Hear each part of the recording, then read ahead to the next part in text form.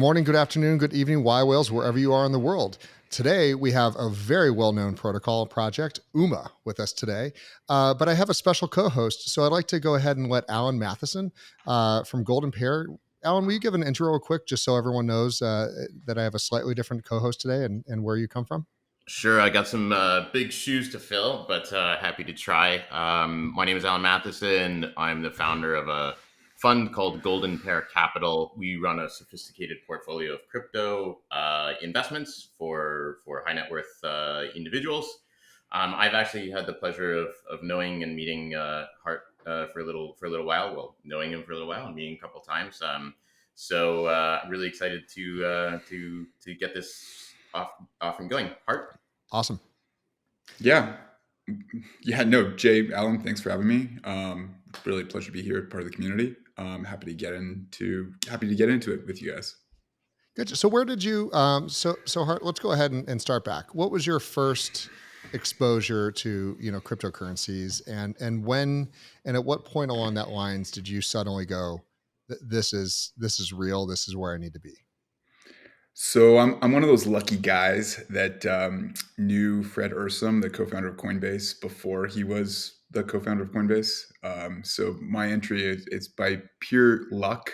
I was at Goldman Sachs. I'm about 5 years older than Fred, and we had kind of similar paths where we were computer science backgrounds, then on trading desks. I happened to work with some really great people on the rates trading desk. He worked with less great people on the FX trading desk, and just wasn't having a great time there. But we became friends and buddies, and he is my entry into crypto from fairly early days, and convinced me to get involved and learn more about it, which was really a gift and just some good luck. That's fabulous. So when you started, looking at becoming a business inside Web3, what was the first projects? What was the first thoughts? And, kind of for a group of entrepreneurs in the early days, what was that like, trying to convince people that this technology even exists? Yeah, I mean, so I look at crypto in general as this mechanism to program incentive structures.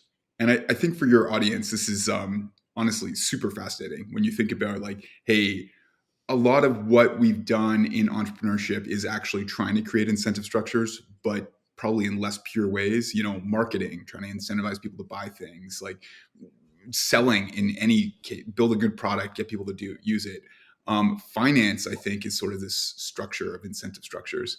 But crypto is like the purest way that you can go and literally in code program the logic of what you want to try to compel people to do.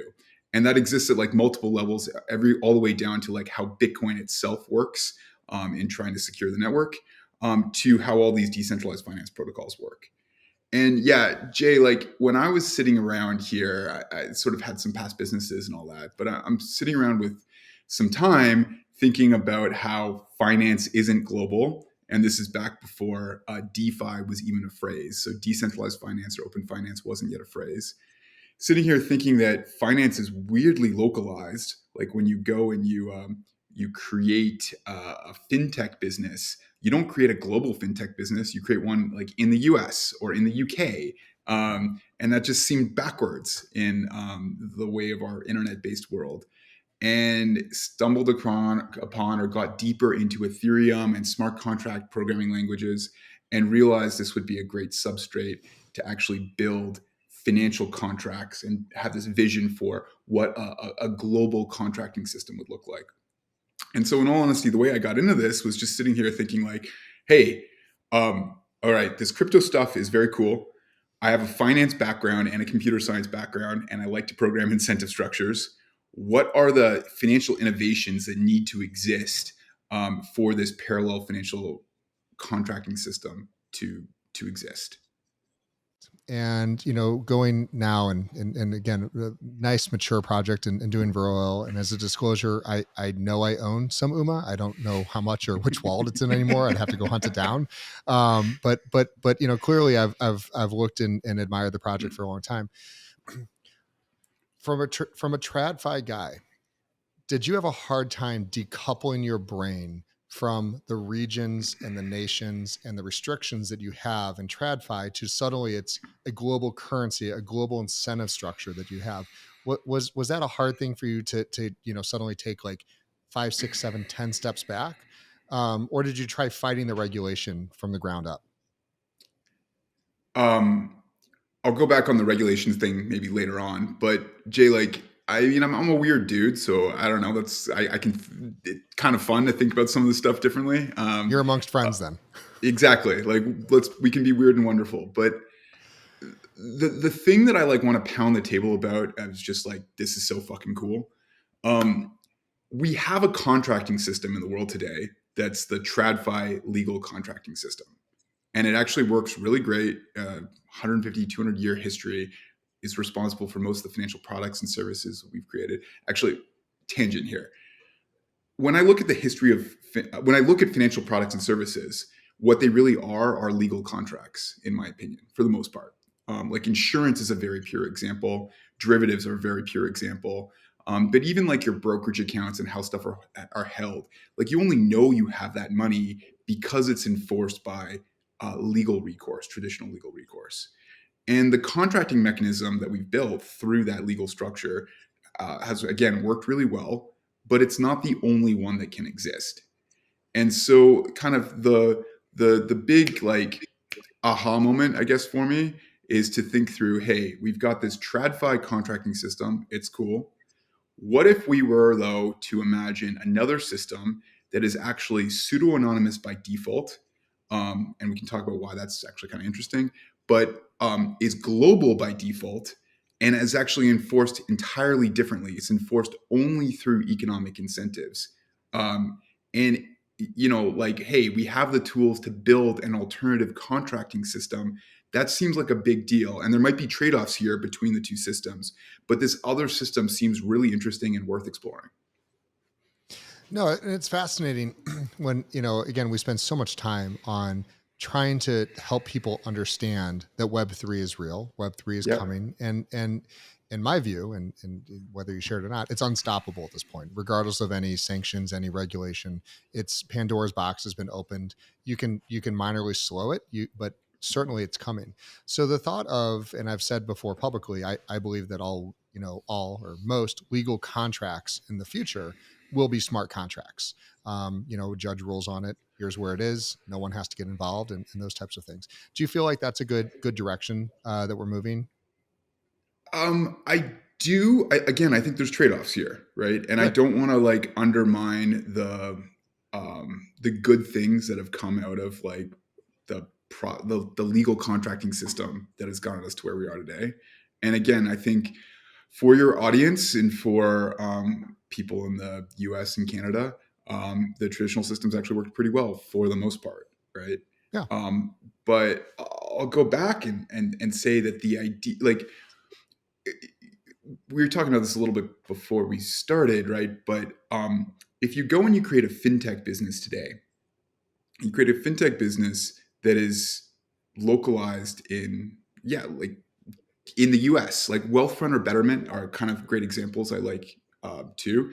These are those Mhm. robo-advisor businesses.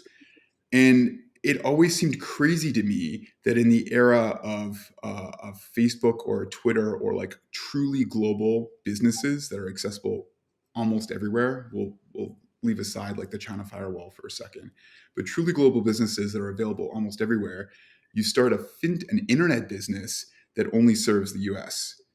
And then in Canada, there's a copycat called Wealthsimple. Actually, not they're a very good business. I like them a lot. But Canada has a separate business called Wealthsimple. There's a different Yep. one in the UK. They're not global businesses, right? You But lose all economies of scale.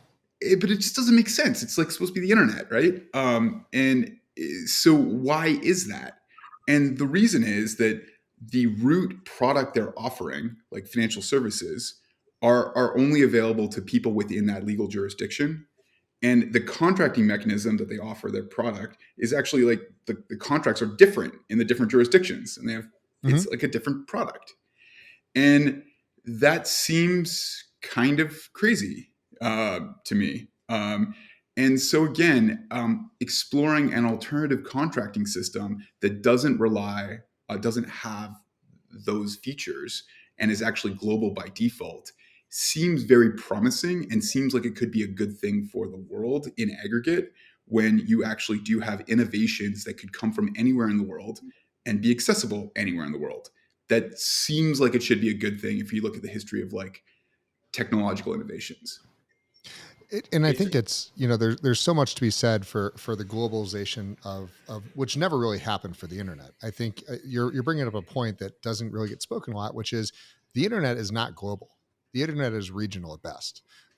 Yes, you can use the same piece of hardware and you can take it anywhere in the world, but you're connecting to centralized DNS servers. You can use a VPN and bypass it, but you're just leaving one centralized area and going to a next. Where blockchain is blockchain. And so, along that theses, do you see TradFi going quietly in this direction, or are they going to kind of, what's your feeling on the restrictions? The TradFi DeFi thing, and I'll maybe have a bit of a contrarian view here. Yeah. People kind of think, oh yeah, TradFi is going to adopt DeFi. It's going to be this big deal, right? And I will say that I think that there are a bunch of reasons why that's going to be extremely difficult. And again, this maybe like highlight how early we are in this too. But like the entire TradFi system is based around this concept of legal recourse. You know who you're dealing with, and you can go and like sue them or lock them up in jail or accuse them of fraud or whatever else, right? And this DeFi system is not based on that. It's based on something entirely different. And the connection between the two is messy. And I think that I think that the intersection between the two, it's going to take a long time to figure out. And there'll be an intersection, but I think we're still 5 years away from even kind of having clarity around what that's going to look like. I totally agree. If I may, sorry, Jay.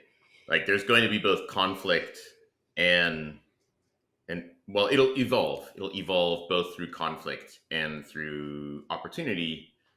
What do you think it looks like? I mean, what do you think within the next 5 to 7 years? Do you think that TradFi come in and you're going to have like an Aave fork that is JP Morgan branded, or I don't know, like what are some prognostications for how you think that both the conflict and the opportunities will develop? Yeah, I mean, so like Aave actually did do something interesting here that didn't like quite work. They had something called Aave Arc that I don't know if you guys have paid attention to or heard I think about. it's still relatively new. Yeah, Yeah, it's had I think one or two banks kind of publicly take it up. It's yeah, like and Fireblock. yeah, well, I think it's a really interesting concept. The overall concept, and it actually, I like this example that you brought up, Alan, because I think it actually highlights this point well and highlights maybe some of the challenges here. Where Aave, the DeFi protocol, no one knows who you are. It's anonymous, and it does its thing, and it's worked well, right? But banks can't touch it because they need to know who they're dealing with, and you need recourse and all those sorts of things. So Aave Arc, and I'm going to keep this at a very high level because I'm not an expert in it, but the basic idea is let's fork Aave and make it so that everyone that interacts is a known like KYC'd entity and is basically a financial institution, right?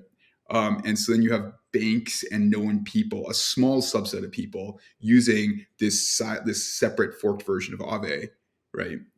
And that's okay, kind of interesting. But then what you really need is you need somebody that can put a foot in both worlds, somebody that can both be a regulated financial entity and interact with Aave Arc and can also be anonymous on the standard Aave platform and like port money between them. And I think like that actually could be a really interesting place to be, probably like great arbitrage opportunity, like literally free money because interest rate differentials between them or something like that. But kind of a hard place to be from a regulatory perspective because like wait, who can actually do that? And I think it's a great actual mental model for how I see DeFi and TradFi existing, where you have this anonymous DeFi thing that is enforced by economic incentives alone, no concept of identity. And then you have TradFi, which is enforced through legal recourse. Everybody you know who people are, and you can go and sue them, and then they're going to operate independently, and then there's going to be this sort of arb opportunity between them. And I think that's kind of fascinating. So you brought up a point. I'm going to jump right on it. KYC, and without drawing too many parallels, there was Pirate Bay showed up and kind of really popularized the fact that you could trade or do lots of things with digital files online, and eventually somebody figured out how to legally do it, and now we have Apple Music and Spotify and Pandora and all these other things. And Pirate Bay still exists, but it's a very small subset of people. Do you feel that we're going to be pushed into a KYC world for blockchain and DeFi with these wallets, to where what we're thinking of today as this anonymous level, and that's where everyone's really happy, is going to be pushed down into a very small subset, and the KYC, because let's be clear, that's where the governments and everyone else wants to see this for adoption, and that's where institutions are kind of waiting for. But what's your thoughts on that? Jay, I think that's a very good question. And I think also that model of like what happened with, torrents and Pirate Bay, and then like um, Apple and Spotify and all that made streaming exist, right? That model I also think is very apt here too. And I don't think enough crypto people think about this possibility or assign a high enough probability to that happening. They're like very idealistic. And I'll take an optimistic approach here, where I think either way isn't a bad outcome. Actually, um, there's some downsides to this too, but the problem with like the Apple and Spotify, the model you have about like everyone KYCs and big companies adopt this. What you're really also saying is large centralized players are become the linchpins of this like DeFi or crypto thing. And I think that there is a much higher risk of that happening, or probability. I won't even frame it negatively. There's a much higher probability of that happening than I think a lot of crypto people realize, where just all of the regulatory, governmental, and just frictions make it so that there are a handful of large entities that kind of are your gateways to this supposedly like decentralized system. And what I'll say that's positive about this is that even in that path, which seems very anti-crypto and seems like it disregards many of the principles behind the whole idea here, even in that path, I would say that on the margin, the consumer is better off, that they'll have like more services, more choice, more products, like a better feature set, in the same way that like streaming music through Apple or streaming movies through Netflix is a better product offering than like having to buy DVDs and deal with the RIAA or whatever it is before that. Right. Yeah, we won't even go down that path. Alan, what's your thoughts on Exactly. that? Same topic. Geez, man, it's complicated, and I think, but I totally agree with Hart in that there's a bit of conflict between, I think, like traditional crypto values about decentralization and pseudonymity, and I think that probably a lot of the folks who control a lot of the way that this is going to develop need to take a very principled approach or be prepared to lose, and it'll start looking very much like a traditional system. But the way this shakes out, I think, is still it's so dynamic. Like to first of all, I think you've got different groups of traditional financial institutions that will come on at different times and in different ways. So your like small community bank is probably more willing to play that role of sitting between DeFi and TradFi and just kind of using Aave Arc to arb. Whereas I think, and that's a sort of different indicator, I would say, as to like institutional adoption compared to like JP Morgan launches a fork of Aave with like the JP Morgan brand all over it or whatever it is. Terrifying. Then I think there's a different kind of attitude and a different kind of like set of principles that need to be defended across both of those different scenarios. but to just lump like institutional adoption into one lump, I think is probably not quite nuanced enough. And the way this develops with the regulatory, both from a regulatory point of view, but also how those bridges get built and what principles are embedded in them, I think is kind of really the most interesting part. And I guess that's somewhere where infrastructure will be really important.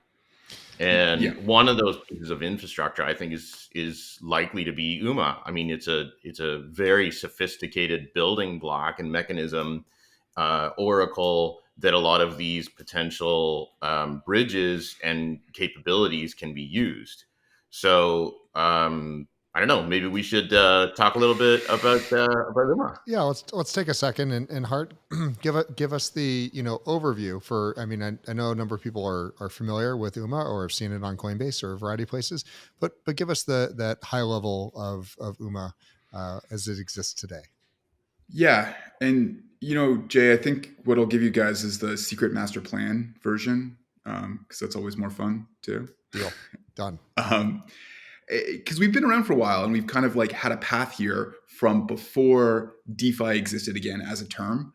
And we kind of had this vision, we needed to explain it in a certain way, and can talk about how we got there. But what UMA is today, or what we think that what our secret master plan is that we are this thing we call an optimistic oracle. And I'll go into more detail what that is, but the theory here, or the vision, is that this optimistic oracle will be a critical piece of infrastructure for building decentralized contracts. And so, like, going back to what I was talking about in terms of their like DeFi being an alternative contracting system, just a different way of writing contracts. You can imagine that a smart contract platform like Ethereum can do all the conditional logic, like if this, then that, all that stuff is all embedded in that, and it works beautifully. But in order to write interesting contracts, you also need to know things that don't live on the blockchain itself. Like I need to know whether, the price of something, or I need to know whether a certain metric was hit or a certain deliverable happened, things that don't exist just on a blockchain. And that's like the supposed oracle problem that they talk about in crypto. How do I get information off the blockchain onto it? And our optimistic oracle is a very specific way of doing that that's extremely flexible, in the sense that you can ask any knowable question to this service and get an answer back. Define the types of metrics that these oracles answering questions about. So we can answer a question about like literally anything that's knowable, but it could be what's the total value locked in a given protocol. It could be again something around price, or like what was the average volume, like literally any kind of number. We're also supporting a prediction market called Polymarket right now. If you guys are familiar with that, Polymarket lets you bet on who won an election, or like what sports team won, or like any kind of like information like that. Polymarket actually lets you make a bet on who's winning or who's losing. And they use our optimistic oracle to resolve those data bits. To resolve those answers. And so the answer here is like what's happened in DeFi to date. The oracle design that people have been focused on is something that just reports sort of standard price data. Like what's the price of Ethereum? What's the price of Bitcoin? What's the price of, top 100 crypto coins? And there's a specific mechanism how that works, where you're basically like taking API data and recording it onto a blockchain and saying this is correct. And the biggest kind of biggest oracle in this space that operates that way is something called Chainlink. That's a large project. But you can't use Chainlink to credibly go and ask an arbitrary question. It doesn't work. And so instead, we have a very different design, where this optimistic oracle, you ask it a question. Hey, who won the Super Bowl? Who won election XYZ? What's the price of gold? Whatever it might be. Anyone can go and respond with an answer, and that answer gets taken as truth, provided nobody disputes it within a given challenge window. If it is disputed within that challenge window, it gets escalated to all of our token holders, who vote in this game theoretic very interesting like crypto economic system where we can prove with math that the voters will come up with the right answer, the correct answer, provided there's not a bribe larger than half of our market cap. I can go into that whole detail later. Basically, it's a very cool crypto economic system where you ask a question and you get an answer. And then going back to like the secret master plan here, like why this is a critical point piece of infrastructure. If we're gonna write interesting contracts, like interesting financial contracts or otherwise within crypto, we are going to need to ask questions like this. You're going to need to be able to ask real world questions or off-chain data questions. And so I think as Web3 grows and as it like sort of swallows more industries, more types of businesses, the use case for or the need to say, hey, did this other thing happen, or what's the right answer to this, becomes bigger and bigger. So, hey, can I mean, I've been involved, or I've loved UMA for a long time and owned it for a long time. But one of the things that I loved most was actually some of the stuff that you guys designed around like KPIs and success. I think that really beautifully outlines, the kind of creativity that's available where we look at some sort of a mix of, things that people run their companies with, and they understand some TradFi kind of vehicles. And you guys seem to have kind of combined several things and come up with a very innovative kind of a system that is just flourishing, just blossoming and just flourishing. Maybe talk a little bit more about that. Yeah, totally, Alan. And like this is an example of if you go back in our history, right? Before we sort of focused on this Oracle thing, we were trying to showcase why DeFi mattered in the first place, right? And again, like this is because again, 2 years ago, DeFi didn't matter. Nobody gave a shit, right? It's it's pretty fresh. And one of the use cases here is like we came up with this idea of what we call synthetic tokens. Like we could create a token that tracks some indice. And to kind of explain our secret master plan here, the tracking required our Oracle. Like, hey, we need to like understand what the payout should be. But in this process, we came across this idea that we're calling KPI options. And it came from a lot of these other DAOs or other crypto projects that are sitting on huge treasuries of their own token. So let's just call it DAO XYZ is sitting on a pile of XYZ tokens. And they want to do useful things with them. And what we kind of realized is like, well, shit, like take some of those tokens, put them in a contract that we've created that splits it into two tokens. We'll call it a long token and a short token.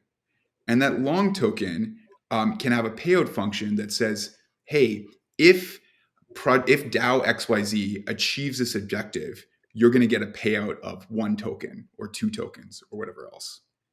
And now we can go and give that to our community. And all of a sudden, we've inspired them. We've built an army of Project XYZ token holders, or KPI option token holders, I should say. We built this army that's out there trying to achieve this objective because they get a payout. And it's going back to what we talked about at the beginning, incentive structure design. Like we're just programming an incentive structure.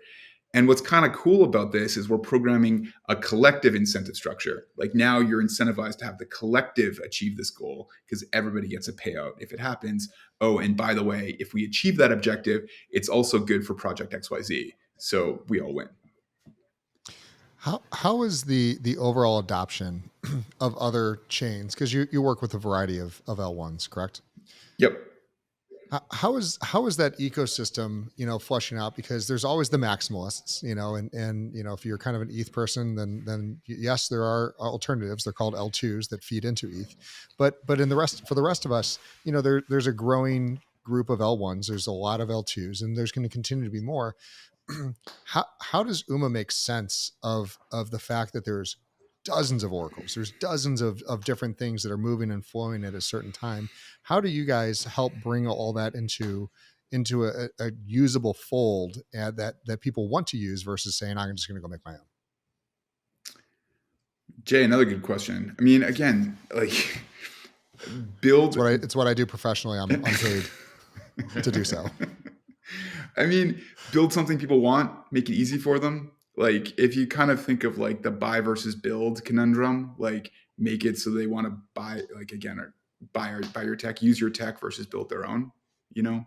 Um, and there's real reasons why like this optimistic Oracle design is so useful, because we've built this infrastructure that you can ask these questions to, and it's available on a bunch of L2s, it's on Ethereum, and like increasingly on other chains. And so a developer can go and plug into this seamlessly without having to roll their own. And that's hopeful. But kind of the other flavor to your question here too is like, hey, we're in this multi-chain, multi-rollup world. It's a freaking mess, right? There's so much going on. It's hard to keep track of what's happening. It makes your head hurt.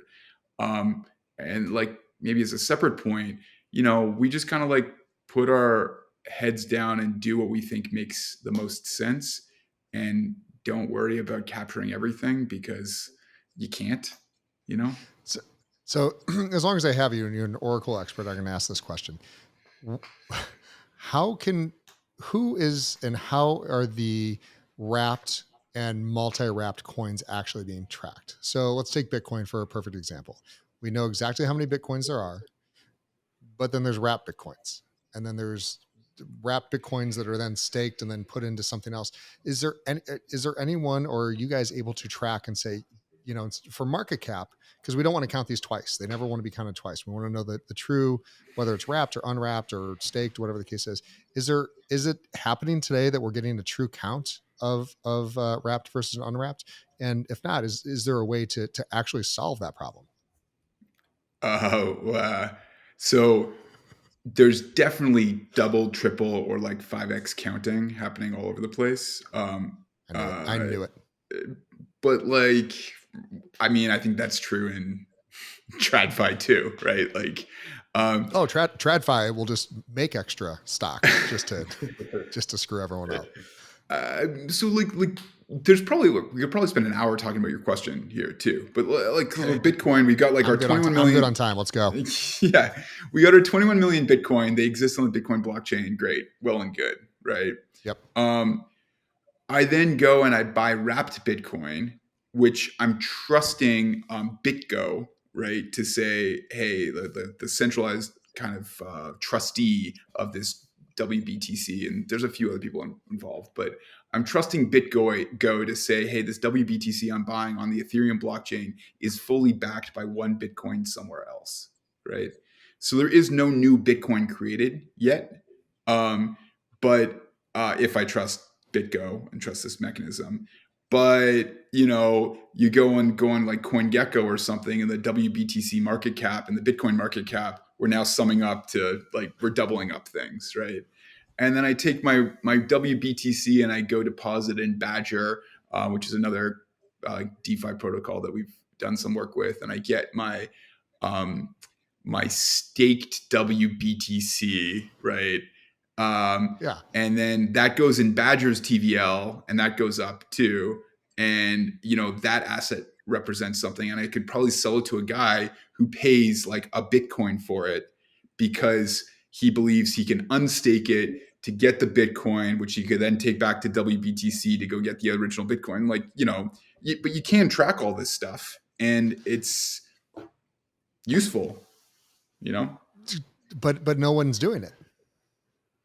Is that by design, or is that by just the fact that we're so early that it would confuse people? Well, people you could probably do this, but it's like it's sort of everyone has aligned incentives in the industry right now to be like, hey, the total value locked in DeFi is the biggest number possible. So it's not exactly like, again, if we keep talking about incentives here, which I really think is kind of everything, people have an incentive to pad that number and make it look like we've got $200 billion of TVL in DeFi. Right. And like, it's not really causing any harm. They're like, okay, sure. Cool. Listen, it's an unregulated space. We can do whatever we want. We can make our own tokens and have fun until the SEC shows up. Alan, you had a number of questions, kind of around this. So I'm gonna let you kind of have it hard for a minute. Yeah, sure. I mean, I'd actually love to get back to a little bit about some of the fun stuff that you guys did with the community, the UMA community. Um, and I know that you use some of your own products to incentivize a group, the superhumans, and I thought that was a really interesting application, not only of your own protocol, your own product, but also you seem to have incentivized this community that's positive and engaging, and really has done a lot to spread the good word of what UMA is and how it works. I'd love to hear more about that. Yeah, I mean, this is like a crazy story of inspiring this weird and wonderful community of people that are kind of anonymous people on the internet, and it's just wild and makes your head hurt. The more I think about or get to know these superhumans, as they're called, the more it makes my head hurt, because I'm like, where do these people come from, and how is this possible, and does this make any sense? And I don't understand, but it's great, and it's also very positive. So, what's the origin story here? So we have this KPI option idea, and we decide to use it in our own community. And so we airdrop a bunch of KPI options that say, hey, if UMA's TVL, if the total value locked in our protocol goes up, um, you guys are going to get a payout of UMA. And I forget exactly what the range was, but like, you could get, let's just say it's between 1 and 10 UMA tokens for each KPI option you have, depending on how high our TVL is. And we airdrop this to a bunch of people, and they show up in our Discord server, and they're like, hey, like, what do we do? Like, and we're like, hey, well, kind of an experiment. We're trying to get our TVL up. Maybe let's go try to get our TVL up, however you want to do that. And again, leave it super open ended as to like what the answer might be. And what happened is these people got kind of into it and we're having a fun time. And remember, there's an expiry date on this. So this expired at like the end of the quarter. And we get to the end of the quarter, and actually the whole crypto market kind of tanks, which means our TVL goes down, and no one really gets much of a payout. They kind of get like a smallish payout. And it didn't really work, to be honest, like just kind of some bad luck. And yet, what happened is all these people were sitting around in our Discord, and they're like, hey, like, okay, like, what's next? And we did another one where like, okay, so these people that we're now calling the superhumans that are really excited about our community, they're motivated to come and build or promote us or just get involved. And they were having a great time doing it. So we're like, hey, okay, here's the next TVL option. This is going to be for the number of integrations we have. And the superhumans actually went out there and functioned like a sort of an organic sales force to sell our products into other DAOs, because they were motivated to increase the number of integrations we had. And that was pretty wild. And I thought now it was they've amazing. turned, Like, yeah. sorry, sorry. No, I please, mean, I thought it please. was amazing as someone who's operated businesses. You know that like payment for a job is one thing, but it's not the biggest motivator. And here you had this group of this community that was created that was all of a sudden empowered. And I think it's a truly crypto kind of story where there were people from all walks of life, from all parts of the world, who were just like, yeah, I'm going to like roll up my sleeves and get involved here with another group of people. And the incentive started it, but the real incentive at the end of the day was really actually just kind of building this community. And was that where Across came from? Was that sort of the roots of Across? Across didn't come from that so much. Actually, we'll get onto that in a second, and we'll tell everybody what the hell Across is. Yeah. But to the last point, I'm like, yeah, it's wild, right? Like, I fully agree with what you're saying. The financial incentive isn't the main driver. It was like the seed. And Yeah. I by no means consider myself an expert in building these communities or anything like that. Other people on our team I actually think are quite skilled at it. But we've all collectively learned that the key here is having both components. It's like having the kind of financial incentive um, shows. I think it shows that there's like an actual care here, like you really actually give a shit. and it seeds things and gets the ball rolling. But in order to make it be actually successful, we need there to be some other like non-financial, non-monetary incentive that's much more community focused. And this is the part that's also super fun about this crypto and Web3 thing here. Is we've like figuring out how to program that incentive structure on both financial and kind of almost like psychological ways, and building a community that is its own thing. And like to cut to the end of the story, the super humans now are their own DAO. They formed their own DAO that's actually independent of UMA. The plan is they'll make funding requests kind of quarterly to get additional funds, but they're this autonomous independent organization that's just out there to do good things. Like their now incentive structures do things such that UMA token holders want to fund them, and like what that looks like, who knows, And So- it so kind of Hart- addresses this challenge that I think exists with UMA, which is that like you've built a beautiful infrastructure. And sometimes building infrastructure is hard because, especially in something as nascent as crypto, because you can tell people about it and it paints a beautiful picture, but people are often left kind of scratching their heads thinking like, well, that's What do great. I do What am with supposed this? to use it for? What do I do with Yeah. it? And that seems to have been a sort of ongoing challenge for UMA. And yet now it seems like superhumans are working on it. And then you've also got stuff like Across, which is again another amazingly interesting project. Why don't you tell us a little bit more about that? Yeah, totally. Just so what a cross is a bridge that lets you move tokens between layer 2 rollups and Ethereum.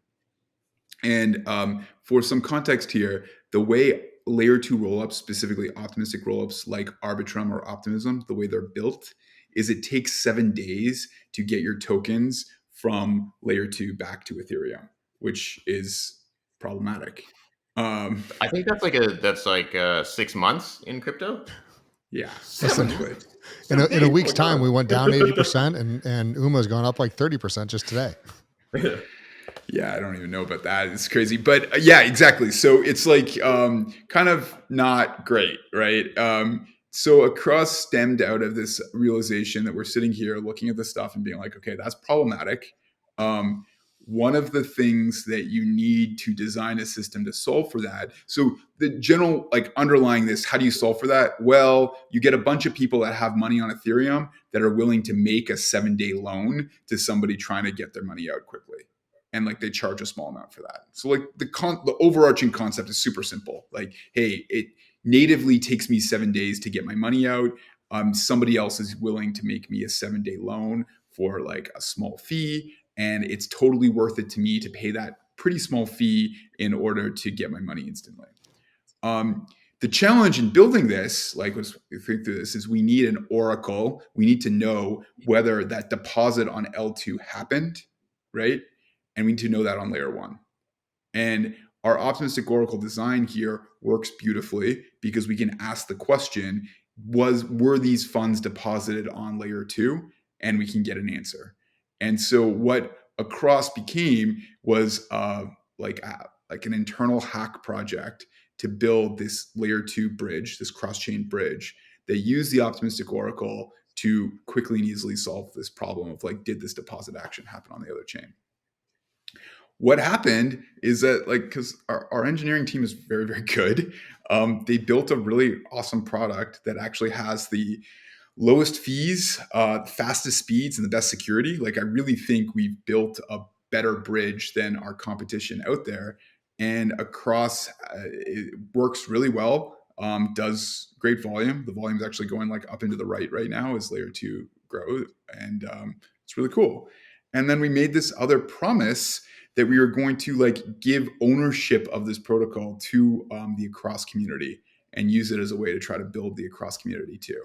And that experiment is in progress, but like, the viewership here should go and join the Across Discord because we really are trying to have this community take over ownership of this L2 bridge.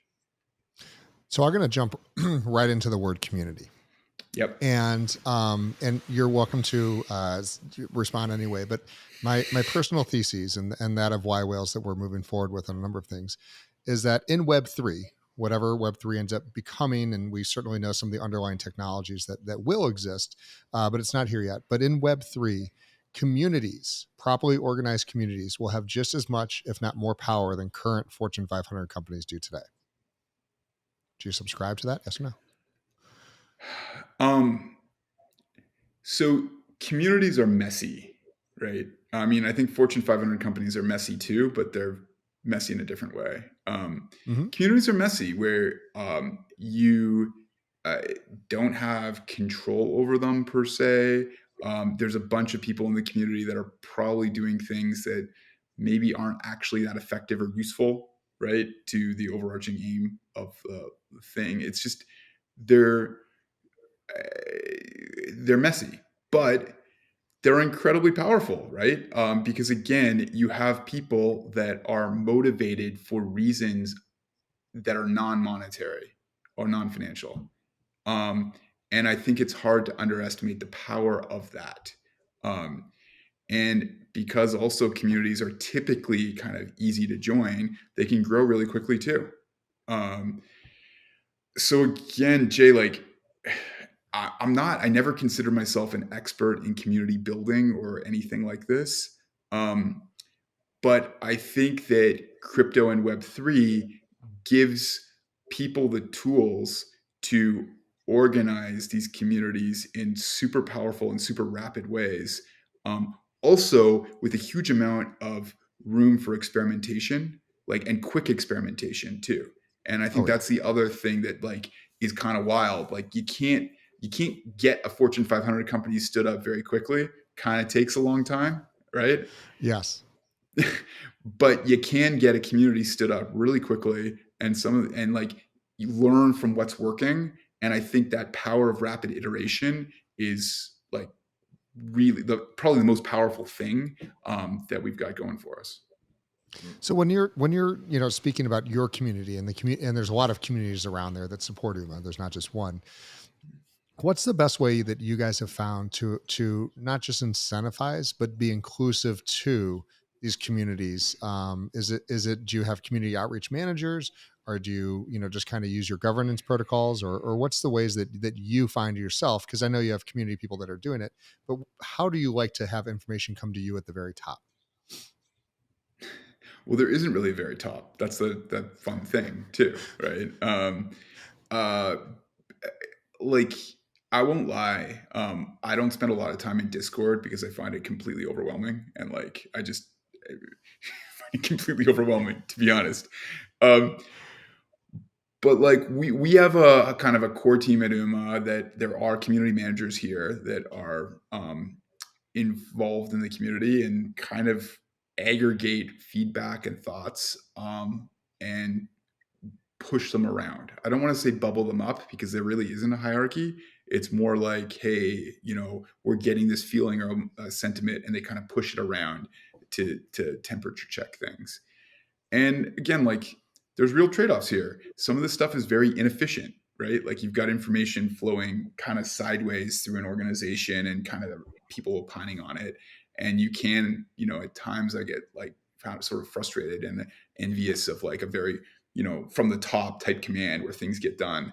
But like your kind of point, Jay, is like there's just trade-offs here. And I think this sort of community-centric approach has a lot of power behind it and has let us accomplish things that we wouldn't be able to do otherwise. Alan, Yeah. you've Can got I so many switch a little questions. bit? Yeah, Because I please. think community is really interesting. One of the things that I find interesting about crypto at the moment is that there are different kinds of communities. There's communities behind protocols, communities behind like different Maxiism. And there's a community that you're a part of that I think is referred to often, but rarely spoken about. And that's the community of sort of like, I guess they're mostly usually affectionately referred to as OGs. Is like some of the true builders who started out long ago building a lot of the key protocols. And one of the things that we hear from our community of like business leaders is, funnily enough, who are usually insiders in their own businesses, in their own realms, they look at crypto and they're like, this is amazing, this is cool, usually start investing, and then they're like, hold on a second, I'm not an insider, and I might, maybe my investment theses aren't playing out sometimes because I'm not getting an early enough look, or I feel like there's something going on behind the scenes that that I'm not a part of. And it seems like crypto it has developed such that there is a bit of an insider community. It's, I think, very largely mostly benevolent, but there are people who tend to make a lot of early wise investments like yourself.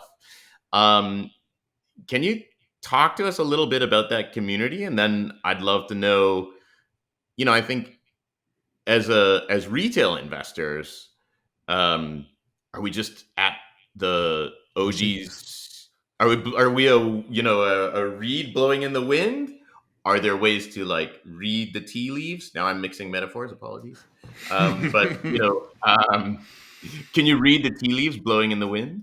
Um, yeah, I'd just love to know a little bit more about your experience with some of those communities. Yeah. All right. So my wisest investments have just been Bitcoin and Ethereum, just to start off there. Um, and again, not even like super early on Ethereum, like not even nearly as early as I should have been, right? But I, I think that the maximum of like just the idea that like winners keep winning, I think is true in the space too. So yeah, Alan, like there's this concept, and I think it's really weird and antithetical to crypto, where there are angel investors that are like insiders in crypto, and it doesn't even make sense, right? And by the way, I would actually argue that a lot of reason for that is probably a shitty regulatory framework that like makes it scary for projects to even accept money from like their broader community. Like I'll actually go back and say that I think this is a I think it's pretty messed up that you have communities of people that want to invest, and for ineffective and outdated regulatory reasons, they can't actually accept their money. They have to go to accredited investors just to protect their own ass, right? And that Mm. sucks. Yeah. Um, Do you think LBPs, sorry, just aside on that one, do you think that LBPs, some of these things are going to start to, like, for non-American investors, LBPs will become much more popular? Certainly, there's been a big uptick recently.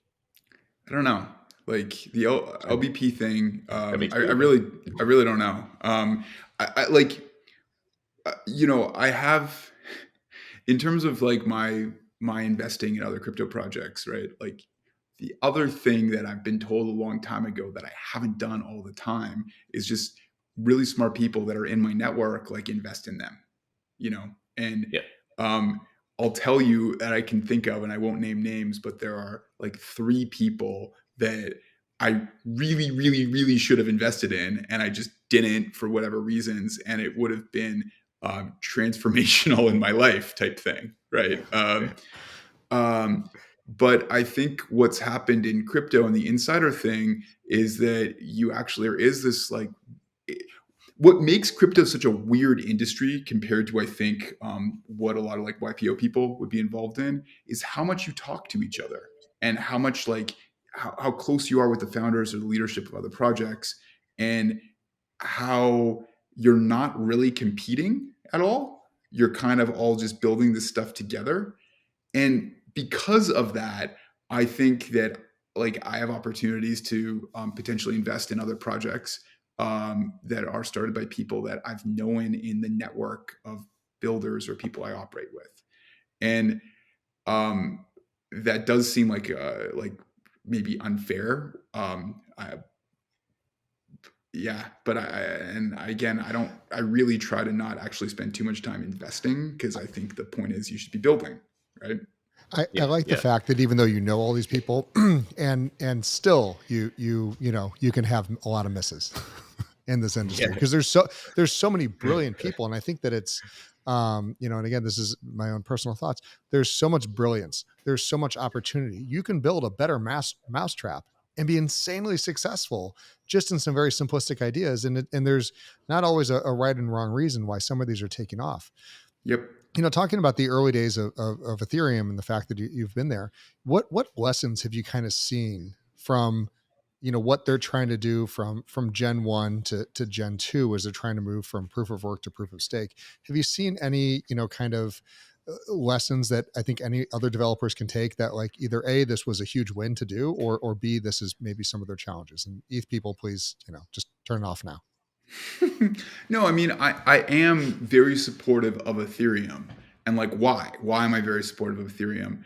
I think they have a visionary leader who is like truly a fascinating human being, and one of like I think Vitalik is just this incredible dude that has a huge brain and means well, which is like a fairly unique combination. Um, and I think what they really did right is they had great ideas that they executed on pretty well early on, and then built this amazing community behind them. Like Ethereum should have died a bunch of times on the path here, but they haven't because of their community. Kind of to your point earlier, Jay. Yeah. And their community is so strong that it creates network effects. And those network effects aren't just with the community, but those network effects are with like developer tooling, and now with like the EVM, and like all this stuff, because people are so supportive of it. And so, I think the pattern here, it's honestly not rocket science. It's like, have a great idea, have a well articulated vision for where that great idea can go, build the first version of it and execute on that well, and then have a great community that supports that idea, and then just keep going. And I think that's all that these crypto projects should do in general. I think, or any business, frankly, I think that's like what you're supposed to do. Can I bug you about tokenomics? Of course. And I hear it constantly that there's, when you deploy a coin and you have, all the best intentions and you've done all this math, even years later now, do you feel that UMA's, tokenomics were correct, or do you feel that you're seeing something different today in the future that you would have implemented? But what is kind of your sweet spot right now, as far as the theory around tokenomics? Both views are true, right? So we started UMA back in 2018, when tokens were actually a dirty word. Having your own token Oh was yeah. a bad thing. Um, and why was that? Well, following like the ICO kind of craze of 17, like tokens were just bullshit, whatever mechanisms. And like we, so I had a contrarian view that I actually think properly designed, like keyword properly designed tokens are the most interesting thing about crypto. Um, and I thought it was like this sort of this like, why do you have a tokens are bad, tokens are evil? I thought was like a really weird reaction, and not effective. And we spent a lot of time early on thinking through like, we don't have a token just to have a token. It's actually totally core to the security of the UMA protocol, the way our token operates. And I won't get into it right now unless you want to, about all the token economics, about how it all works. But like, we had an actually different token design where we're like, hey, the value of our token directly relates to how much value our oracle can secure. And we can prove this with math. And we have like real math, and we have PhD economists, and we have like real theory behind how this all works. And I think, Jay, that was like one of the best things we did, because when we did go and launch our token, it had a reason to exist. Um, and we did this before the concept of a governance token existed. And I will kind of give credit to Robert Leshner and Compound for being the first governance token to really come out there. There might be others involved, but like, I'm a big fan. I'm a big fan of Leshner, and like a friend of his.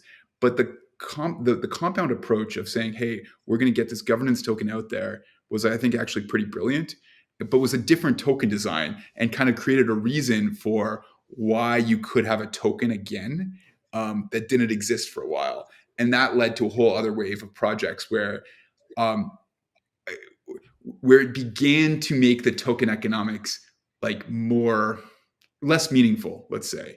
Because now anyone could go and like, again, I'm not critiquing Leshner here. I think the compound governance token makes a ton of sense, but it introduced this idea now that anyone could create a like worthless governance token and attach it to their project.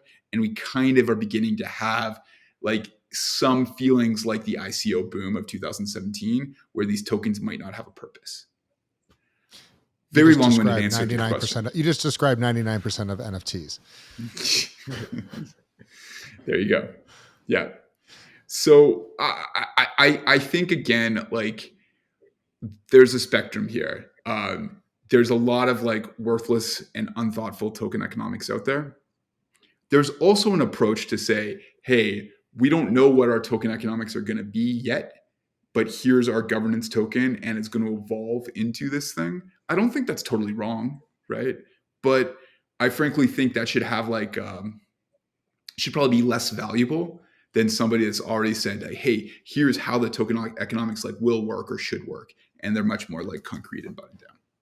Who's tokenomics? And I'm going to go for more modern, something that's launched in the last maybe 24 months that you think really got it right.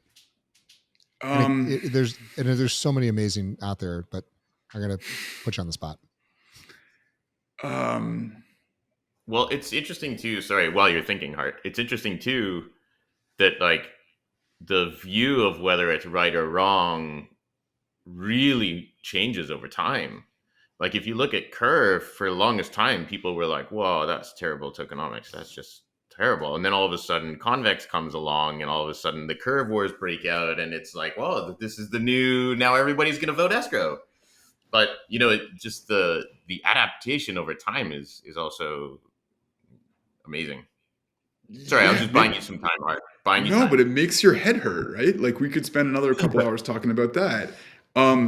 You know, like I'm not a fan of Curve's token economics. I think the idea of forcing most or asking most people to lock their tokens for 4 years, I actually like this is like the finance guy in me from my finance background. I think of the concept of liquidity premium. And it's like, well, wait, if like I have to lock something for 4 years, it should trade at a discount because I don't have liquidity, right? And like I look at it as like, in my personal opinion, I would like I'm not buying Curve because I don't want to lock it for 4 years. And so unless I'm a tiny minority, if there are other people like me, Curve is underperforming their potential because there are other buyers that like aren't buying because of this 4-year lock thing. And like, listen, there's a million other opinions around this too, that like, I'm not saying that I've got a complete story, but I think that's like a really interesting example, Alan, of like, you're right. The opinion of that, the narrative around like whether Curve was well designed or not has changed, has flip-flopped dramatically. Yeah. And then of course there's all like let's call them like Ponzi-like or Ponzi-lite kind of like Ohm or related things that again, I'm like, anytime I see something with 1,000% APY, I'm like, okay, we're playing a video game here. It could be a really fun video game. But there's something video game-ish, right? You know, Jay, I'm going to answer your question and say, I don't think anyone's got it right yet. I think there's so much room to do better. I think that's a great answer. Uniswap, I think did a really great job responding to Sushi. Again, maybe some of your leadership or viewership, we should go back and be like, okay, Uniswap didn't have a token. Remind them what happened here. Uniswap didn't have a token. Sushi comes out of nowhere and says, we're going to like put a token, we're going to fork Uniswap and put a token into it. Sushi looks like they're going to destroy Uniswap, the like crown jewel of all of DeFi, right? And then Uniswap brilliantly responds with their own token design in a very short period of time. And, you know, I know the Uniswap team pretty well. They did not have that queued up and ready to go. They like burned the candle at both ends for like 3 weeks straight and came up with a brilliant response, right? And we're watching the same thing happen right now with Looks Rare. Yeah, totally. But Uniswap then I'll critique them. So I like will compliment them and say they launched this like their airdrop I think was brilliant. It was another like DeFi summer. They're critical to it. They've been critical to the success of DeFi, but then their token has languished, right? And I think why has it languished? Like, I'm not talking about price here, but in terms of like actually like using their token, why haven't they turned on the fee switch? Why haven't they done the things that they're supposed to do? Probably regulatory stuff is what I'm going to say. It's probably the answer, right?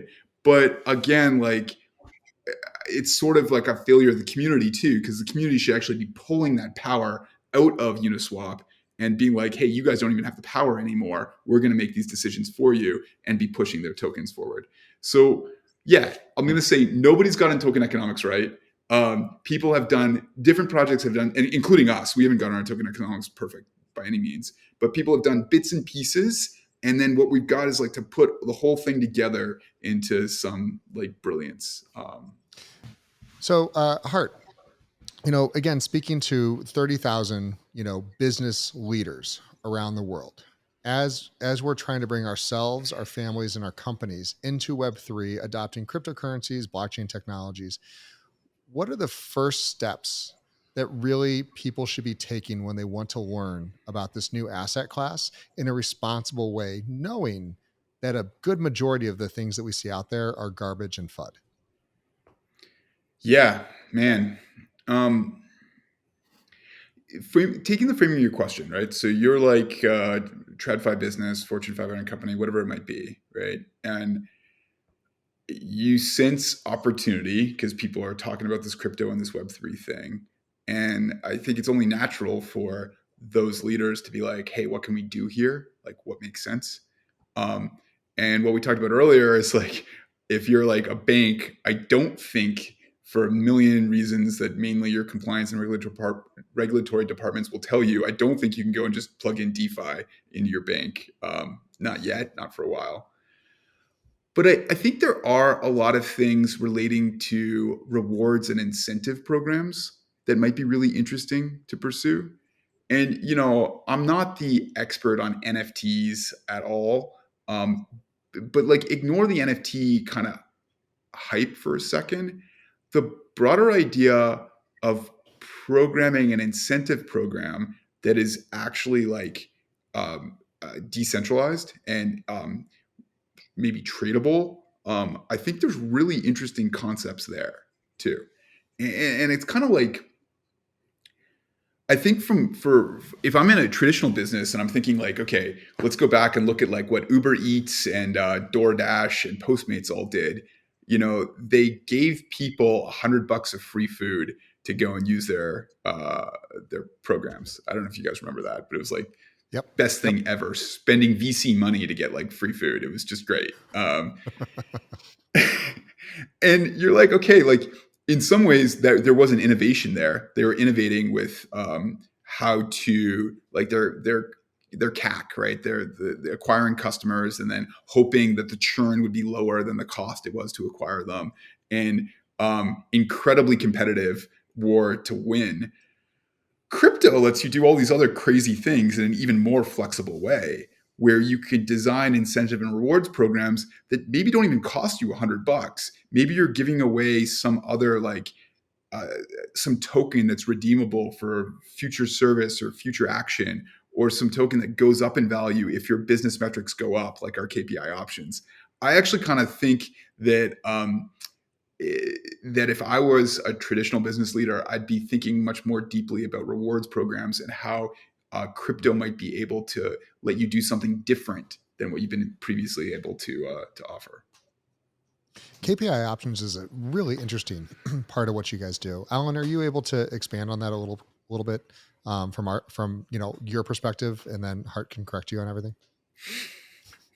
I mean, it's fascinating. There's been a lot of innovation in crypto. You see it. But I'd say that like 9 times out of 10, it looks like something from, I mean, I'm a DeFi guy, so it looks like something from TradFi that's been imported into DeFi. And it's, there's an analogy.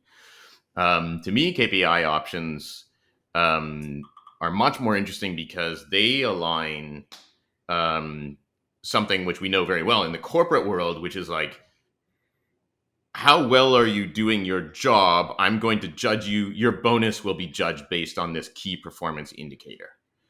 And that can be anything from, and like every job, technically, if you're running a business properly, every job should have its KPIs. And here's what I need you to do. Here's what you need to do to be successful in this job. Spell it out. Everybody wins.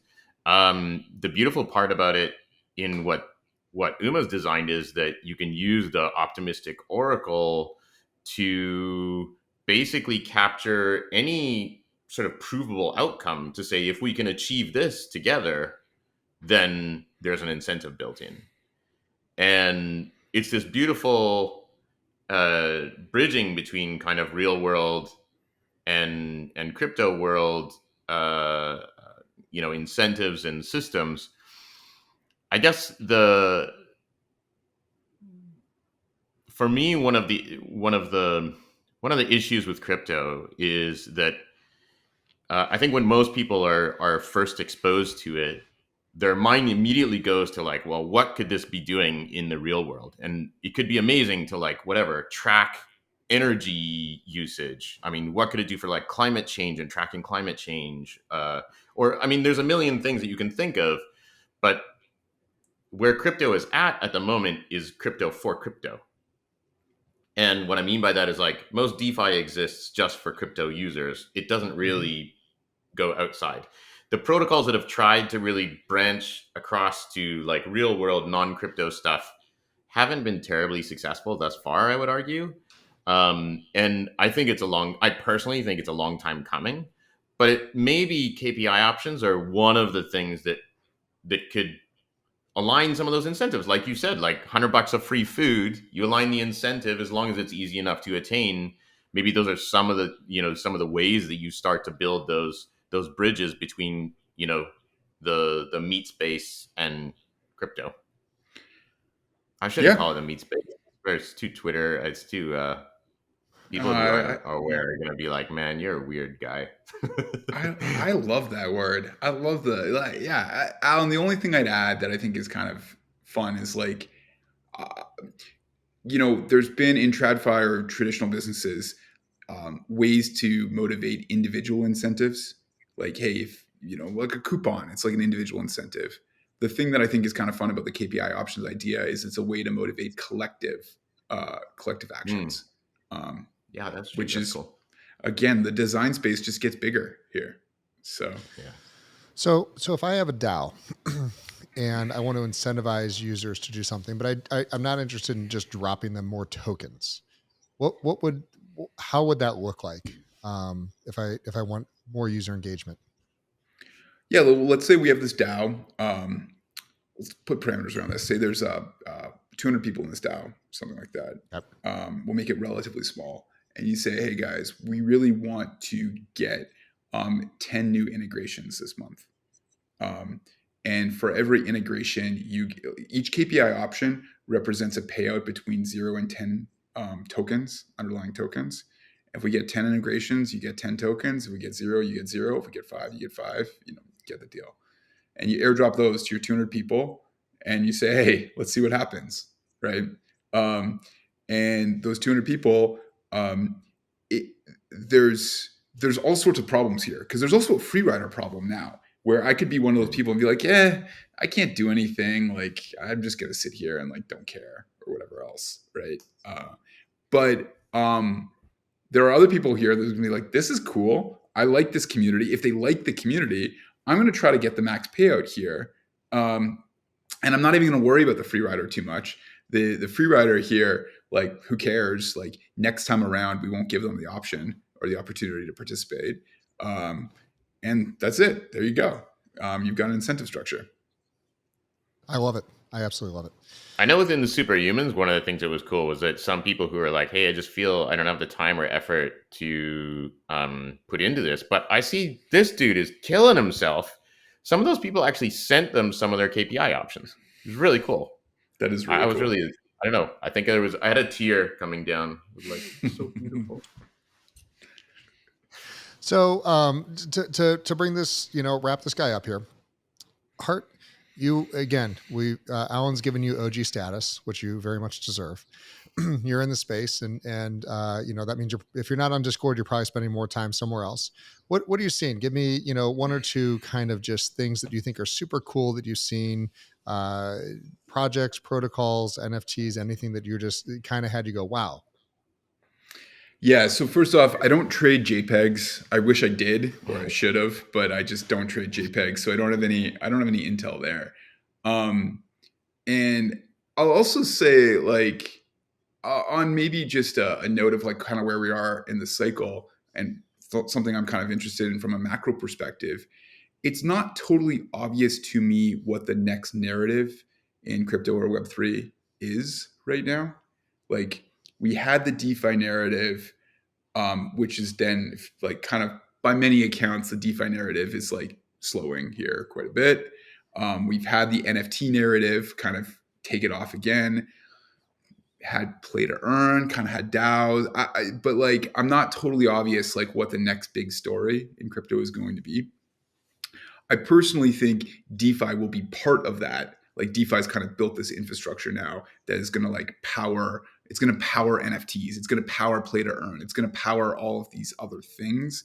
But I think much in the same way that financial innovations, there have been brief periods in like the history of finance where the innovation was actually a financial innovation, but otherwise finance powered other things. You know. Um,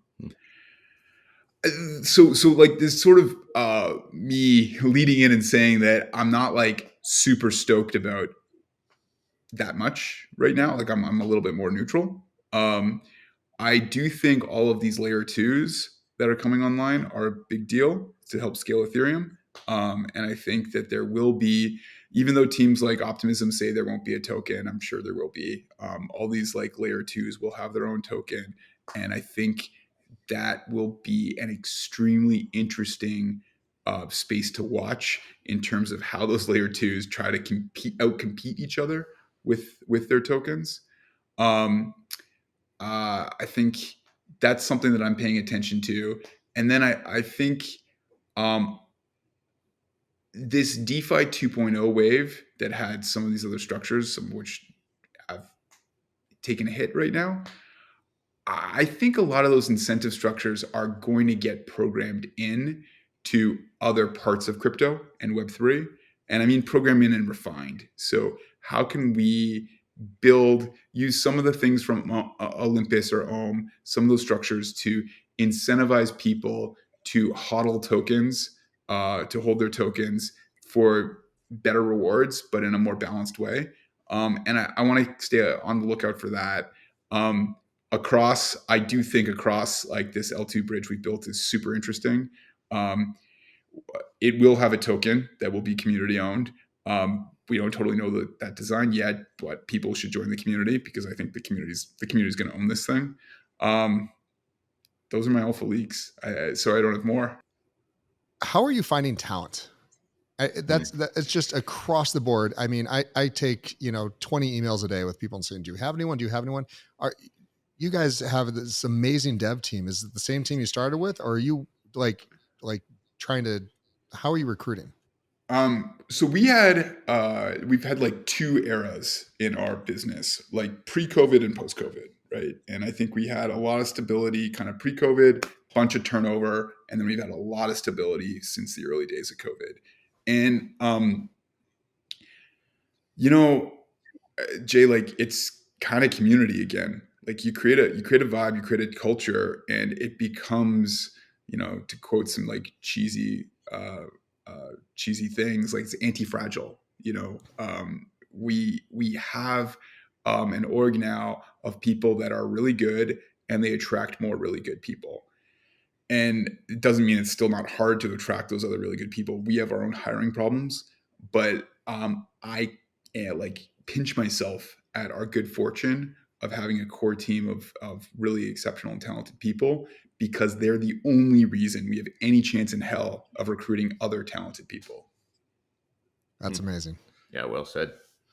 And I guess Yeah. that's kind of almost a scary part of crypto is there's also, I think, in some DAOs you see the inverse happening, where there's this sort of general decay, which is kind of, I guess, as like retail investors, if you can get a handle on like who's really building. And it's a bit of a cliche in crypto, like, oh, invest in the builders, but it's true.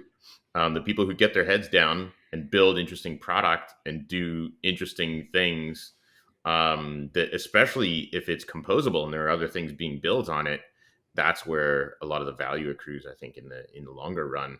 And you can't do it without a great team and solid structure of devs and folks that are actually doing the building, right? Yeah, and some structure. Like again, I think a lot of the org structures in crypto are so new and maybe immature, right?